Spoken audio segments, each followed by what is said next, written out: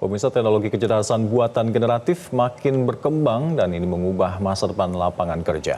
Berbagai studi dan jajak pendapat memperlihatkan pro kontra penggunaan AI di dunia kerja, juga kekhawatiran warga Amerika Serikat akan kelangsungan karir mereka.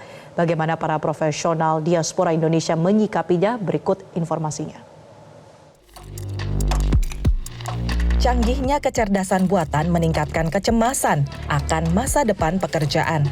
Menurut survei YouGov tahun 2024, 36 pekerja tetap dan paruh waktu di Amerika cemas AI akan merebut pekerjaan mereka. 43% khawatir berkurangnya jumlah pekerjaan. Sementara di antara pekerja yang sudah menggunakan AI, 20% sangat khawatir risiko perubahan karir. The areas that typically are the last to get cut is the builders and the sellers. So the engineers and the salespeople within enterprise software, they're the last to get cut. Those are the highest on the totem pole. It is pretty easy for most companies to cut 10 to 15% of their employee base right now, particularly after the run in hiring that we saw over the last 2 years, and not really skip a beat. Meaning that these types of cuts would not impact their ability to grow, their ability to sell, and even their ability to innovate. So, laporan World Economic Forum menyebut 85 juta pekerjaan pada tahun 2025 akan terpengaruhi kecerdasan buatan. Bidang keuangan dan akuntansi yang ditekuni Olivia Ranakusuma 20 tahun lebih disebut sebagai salah satu yang terimbas.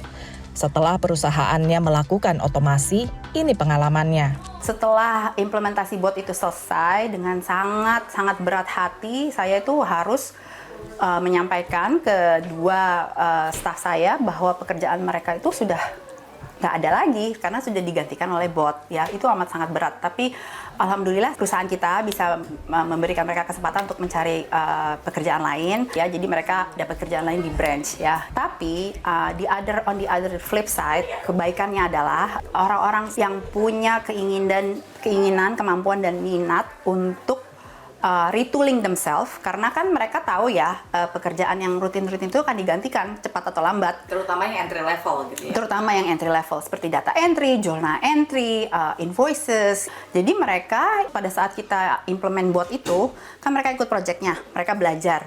Kita kerja dengan orang IT, kita kerja dengan orang teknologi. Mereka mengerti how the system work gitu ya, dan pada akhirnya orang-orang inilah yang di tim saya adalah orang yang menurut saya nantinya akan amat sangat dibutuhkan. Mereka ngerti data, mereka ngerti sistem, mereka ngerti otomasi. Penguasaan AI sebagai satu cara menjamin kelanggengan pekerjaan juga diyakini Haris Kuncoro, arsitek di Baltimore, Maryland.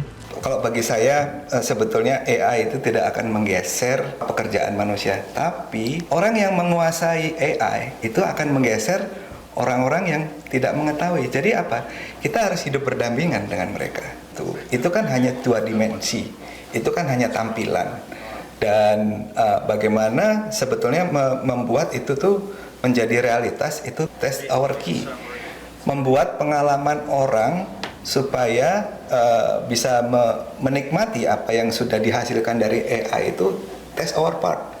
Di luar kecemasan akan AI, sebagai pendatang, diaspora Indonesia sudah menghadapi banyak tantangan dalam berkompetisi dan berkarir di Amerika.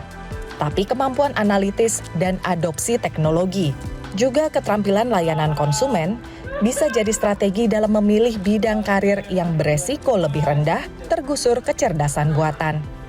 Dari Washington DC, Aryatna Budianto dan tim VOA. Jelajahi cara baru mendapatkan informasi. Download Metro TV Extend sekarang.